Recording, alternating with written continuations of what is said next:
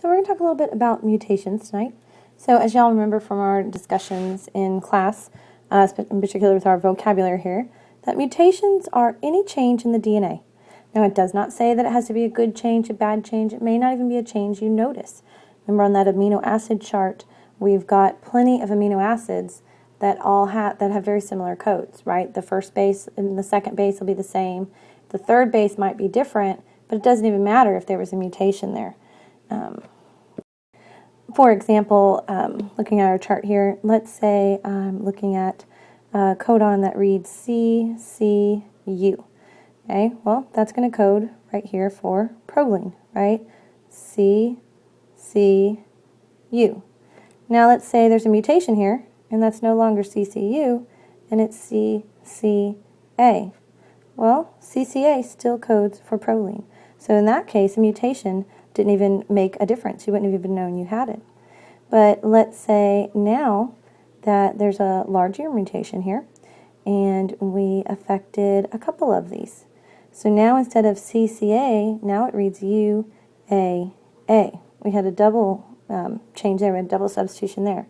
Well, that now codes for a stop, which would have a major impact. So, mutations may be good, they may be bad, you may not even notice they have them. All they are, in general, are just any change to the DNA, okay? So let's talk about a couple things from protein synthesis that are going to make an impact for us to be able to remember this. Okay? It's going to be really important that we remember from protein synthesis, we need to remember our transcription and translation. Okay? We need to remember our protein synthesis, and we take that DNA to a messenger RNA, RNA to a protein. And we need to remember how to do that, because that's how we're going to be able to tell if there's a problem and if there has been some sort of change, how the mutation is going to affect us. Okay, so remember the information, our genetic information is carried in the order of the nitrogen bases. Okay, that's extremely important. Remember, bacterial cells all have the same sugar phosphate backbone. We have that same sugar phosphate backbone. Giraffes have that same backbone. Fish have that same backbone. Lizards have that same sugar phosphate backbone.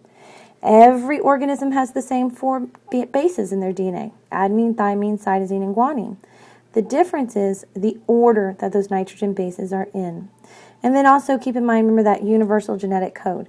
Remember, if I have a CCC, and that codes for proline somewhere, okay, CCC codes for proline in bacteria then, okay, it's going to code for proline in animals, it's going to code for proline in plants, okay, that's all it means by universal genetic code. Okay, so we're going to have 2 basic kinds of mutations. Okay, we're going to have a gene mutation versus a chromosomal mutation. So a gene mutation is going to impact the gene, which, remember, a gene is the small portion of the DNA. It codes for one particular protein, whereas a chromosomal mutation is going to impact large sections of DNA. It's going to impact the entire chromosome. Okay, so these usually have a much more noticeable impact. So let's start with a gene mutation. So gene mutations can occur naturally, or they can be induced. Okay, so they can occur naturally when a DNA is copying itself or it's repairing itself. A DNA may get damaged or just worn down. It may need to repair itself. So you can have a gene mutation happen then. You can have a gene mutation happen when the DNA is copying itself, like to get the cell ready to do mitosis. When we're trying to make 2 new cells and they each need some DNA, so the DNA needs to make a copy. And so those are times when a gene mutation can occur. A gene mutation can also be induced, which means something caused it to happen. Okay? Something has impacted the cell somehow and caused the change, okay? The mutation. So things that do that are called mutagens. Okay? And what we have down here are all examples of things that would be mutagens. Okay? Any kind of radiation, okay? Including UV radiation, from the sun, skin cancer. That's what this example is here. There's incoming UV photons. Okay, remember, photons were light energy. Okay, and it causes a change in the shape of the DNA. It's called a thymer. Okay, and so that thymer there is going to impact the DNA. You can also have various chemicals. There's concern about things like pesticides, various chemicals that we're exposed to. Those can also be mutagens. So chemicals, any form of radiation, those can induce a mutation. Okay, gene mutations, and essentially any kind of mutation, they are only passed on if they're in the offspring. They're only passed on to the offspring if they're in the gamete, excuse me. Okay, so unless the mutation is actually in the gamete, okay, and gametes are sperm and egg cells, so unless the mutation is actually in the sperm or the egg cell, it's not going to be passed on to the offspring. For example, let's say you have a parent that gets skin cancer. Well, that skin cancer did not develop in their sperm or egg cell, so they are not passing that on to any children. Okay? And gene mutations are also only significant if they're expressed. If they're not in a gene that is being expressed, okay, so if they're not in a gene that's currently going to be expressed, then you're never going to notice you had it because it's not going to make the protein. So it is important that we do the process of translation. We have to do transcription and translation to see what the impact would be and to see how significant that mutation might possibly be. Our first type of gene mutation is going to be what's called a point mutation. Okay, so a point mutation is going to be any kind of mutation that impacts the base sequence. Okay, so maybe it changes one of the nitrogen bases, or it adds a new nitrogen base in, or it removes one of the nitrogen bases.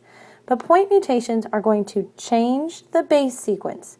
Again, that could be due to insertion, it could be deletion, it could be substitution, but something's going to alter the sequence of the nitrogen bases. Remember, the sequence of the nitrogen bases is where the information is carried. So let's first look at what's called a substitution mutation. Okay, so what we have here, a substitution is exactly what we think of. We pull one out, we sub it for something else.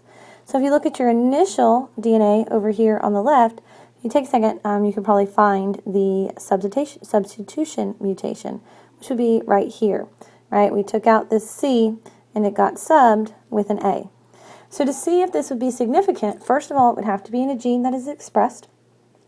And second of all, we'd have to do translation to see if it actually changed the amino acids. Because remember, sometimes mutation doesn't change the amino acids. Okay? And so there's a couple consequences that we could have for these. Okay? Let's do this. Oh, I'm sorry, I have the wrong thing. Okay. So on these point mutations,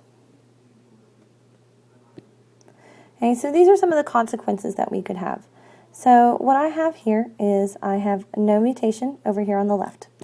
Okay, so this is my regular DNA. Okay, and this is the messenger RNA that got transcripted to, and then here's my translation. Okay, so that codes for lysine. And then our first one here, we have what's called a silent mutation. So there's my substitution mutation right there. Okay, and so that has resulted in the exact same amino acid. So that's not going to have any kind of impact. There's no change to the amino acids. So a silent mutation, I've got no change. Y'all know a triangle stands for change. Okay, there's no change to the amino acid.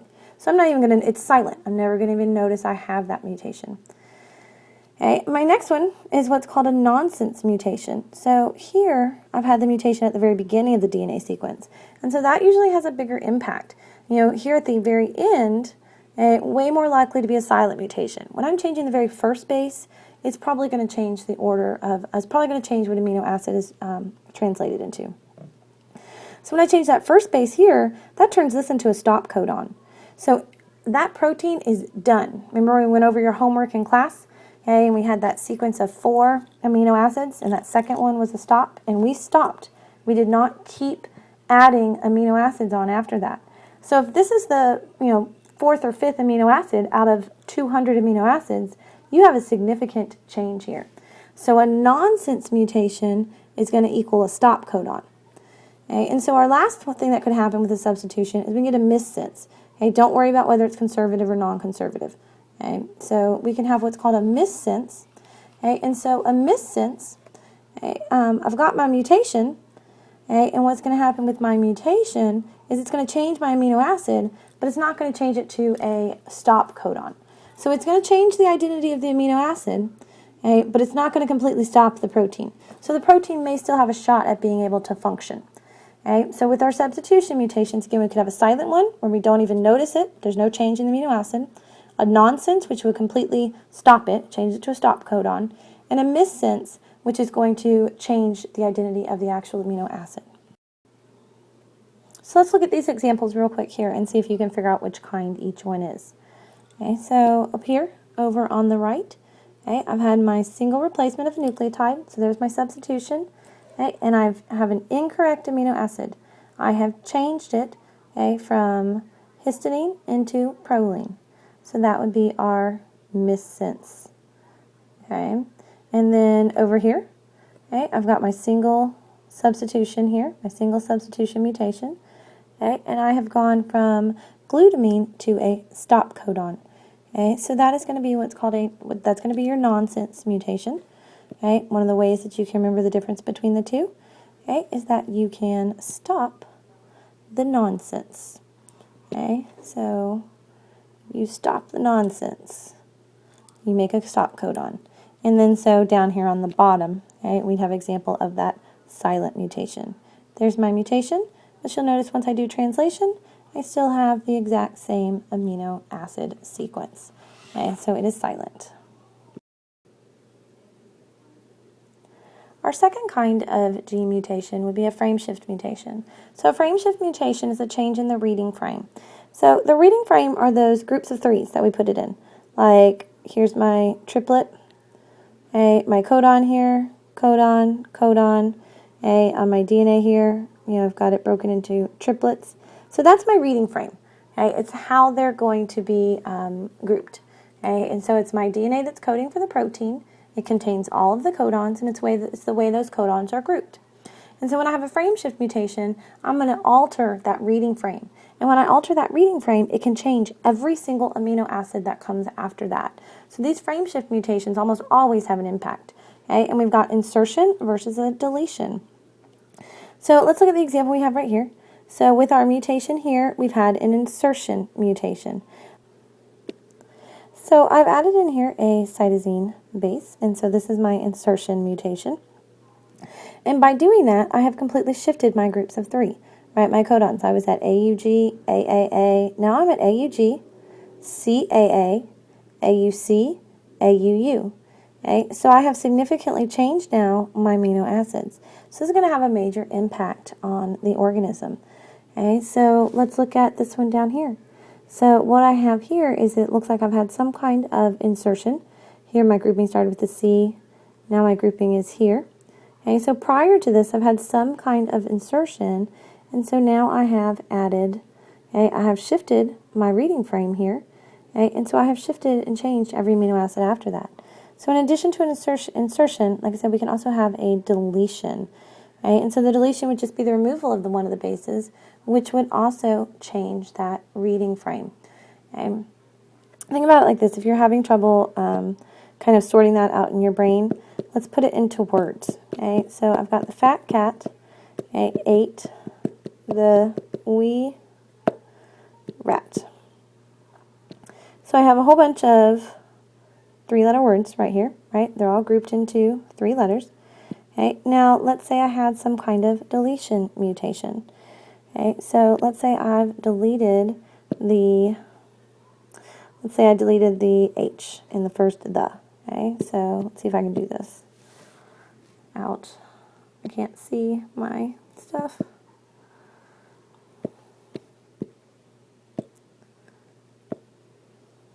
Oh, let me just write this for you, because the iPad is going to try to auto-correct me here. Okay, so if I remove this H here, now I have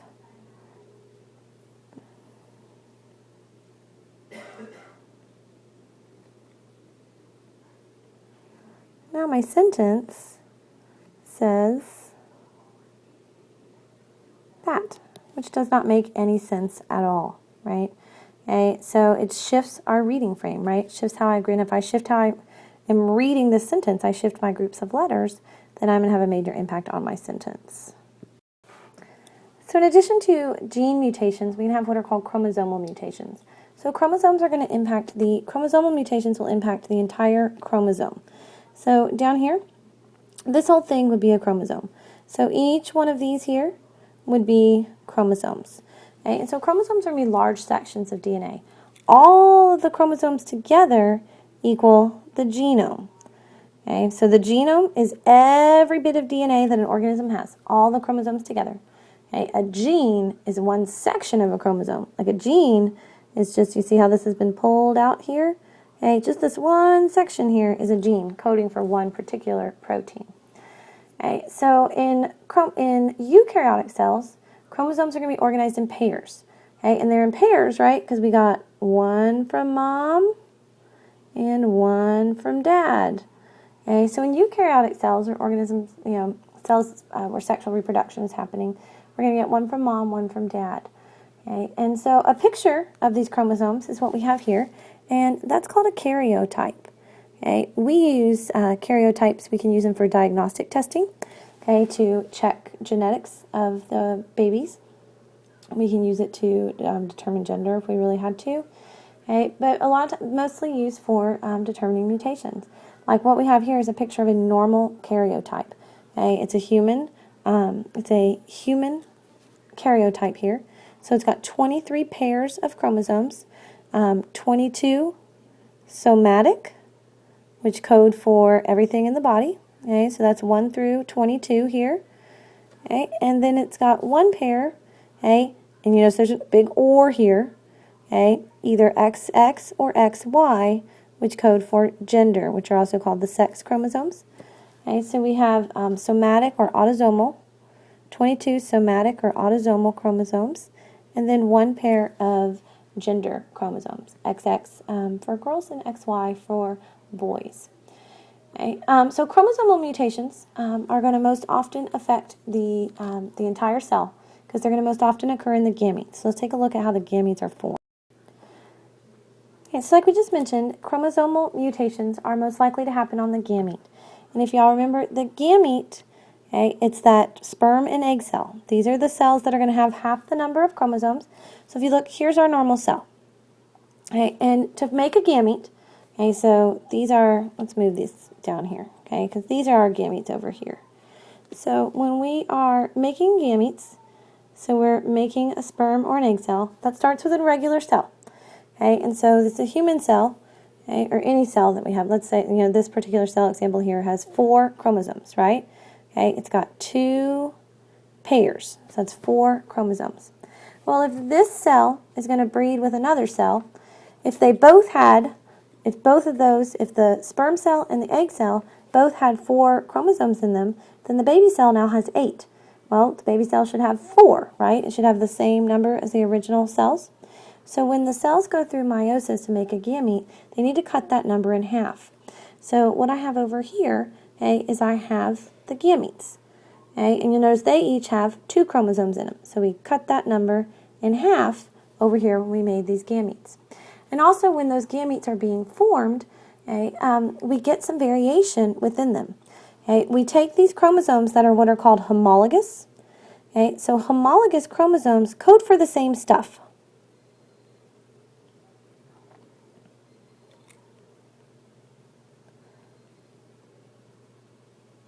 Okay, think about it like this. Okay, think about your parents, right? Okay, so we've got this blue and these red chromosomes, right? The red chromosomes, okay, they are homologous. They code for the same thing. Let's say they code for what color hair your parents have. So they would have gotten 1 from their mother or father. So let's say 1 came from your grandma. 1 would have come from your grandpa, right? And both of these code for the same stuff. They both code for hair color. Okay, so because they are homologous, because they code for the same thing, okay, we can switch around pieces of them. Okay, so these chromosomes code for the same stuff. Okay, and so what we have here, okay, is we have what's called crossing over.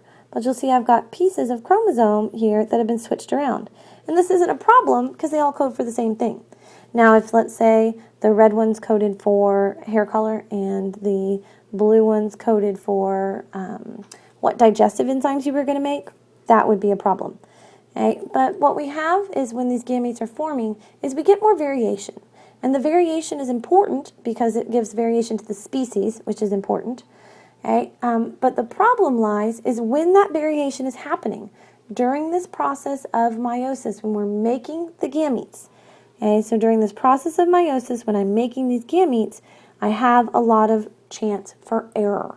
And that's usually where the majority of our chromosomal mutations will happen, is when I am making these gametes. So the gametes formation and this kind of recombination during meiosis has a benefit. Okay, like I said, it increases the variation, but it also runs the risk of more mutation. So these are mutations a lot of times will happen on these homologous chromosomes, the ones that code for the same stuff. So let's look at some different types of chromosomal mutations. So just like a gene mutation, chromosomal mutations can have insertion or deletions. These are just on a much larger scale. So instead of just removing one nitrogen base or adding one nitrogen base, okay, I am removing or adding entire sections of the chromosome. So here I have my insertion mutation. Okay, so I've got chromosome 20, this nice short little gray one, okay, and chromosome 4 inserts a piece of chromosome 4 on there. So now my chromosome 20 and my chromosome 4 are significantly altered. Okay, they are changed a lot. This is going to have a major impact on the organism. Okay, again, there's also deletion mutations in chromosomes. So this whole section has been deleted. So I've got a whole big chunk of chromosome missing. This one's significantly shorter than the original. Okay, so these are exactly the same as the gene mutation, insertion, and deletion, just on a much larger scale. Two more types of chromosomal mutations we have are inversions. Okay, so when you invert something, you flip it over. Okay, you turn it upside down. So with an inversion, there is a section of the chromosome, okay, essentially gets cut out and flipped over. So our final piece looks like this. Okay, so you can see it happening here with my chromosome A, where it has A, B, C, D, E, F, G, H, I, and then after the mutation, it says F, E, D. So I just took a piece out, flipped it over, and put it right back in. Okay, so the inversion mutation would still have a major impact. I'm going to have a significant change in my amino acids here. Another kind would be a translocation. So with a translocation is when I have non-homologous chromosomes. Okay, so non-homologous chromosomes, if y'all remember a homologous chromosome, they code for the same stuff. So it wasn't too big of a deal to switch things around with a homologous chromosome. Now I have a non-homologous chromosome. So I've got chromosome A, chromosome B, and I'm switching parts of it here. I'm translocating it.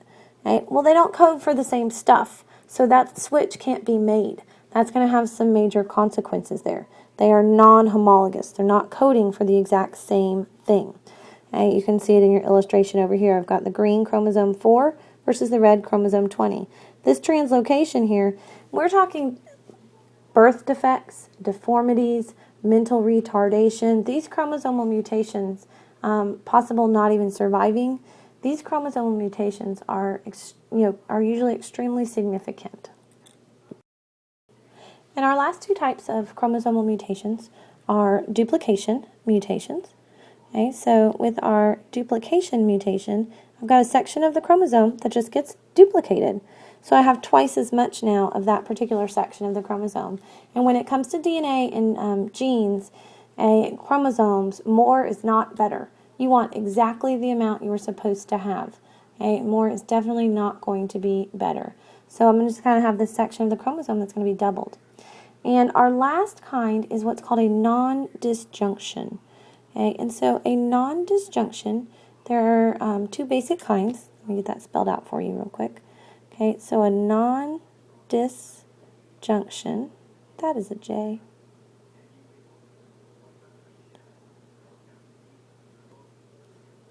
Okay, so a nondisjunction is going to be something went wrong during meiosis. Now, meiosis is when those gametes are being formed, when the sperm and the egg cell is being formed, and so something went wrong. The chromosomes did not separate properly.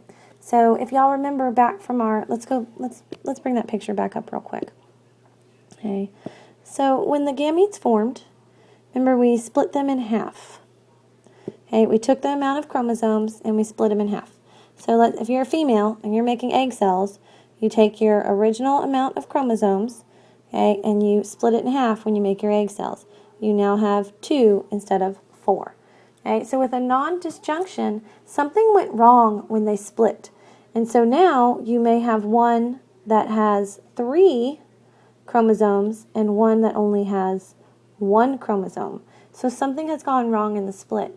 And if that, like I said, we're talking about a female here, if that egg, let's say this egg here gets fertilized, now the child, instead of having 4 chromosomes, would have 5 because they got 3 from the mom and 2 from the dad.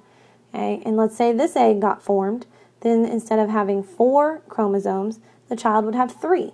They only got 1 from mom, but they would have gotten the 2 from dad. So in non-disjunction, something is going wrong during meiosis. Okay, something is going wrong when these gametes are being formed. Okay, and so when this happens, there are kind of 2 basic types that we can get. Okay, what's called a trisomy versus a monosomy. Okay, so let's take a look at those real quick.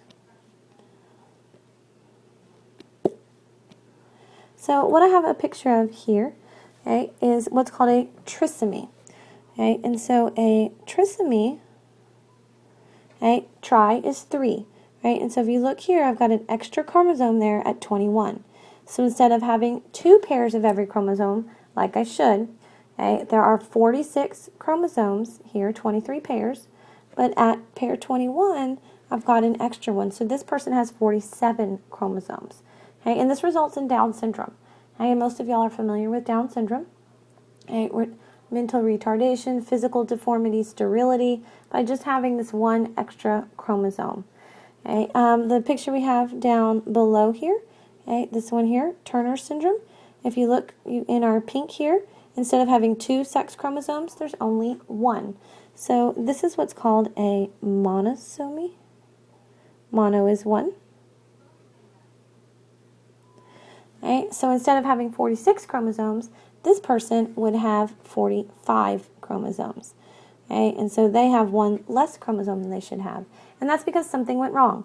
Either the sperm or the egg cell was missing a chromosome. Same with up here with the trisomy, the sperm or the egg cell had an extra chromosome in it. Okay, so those are all of our various types of mutations, and we will work with those some more in class.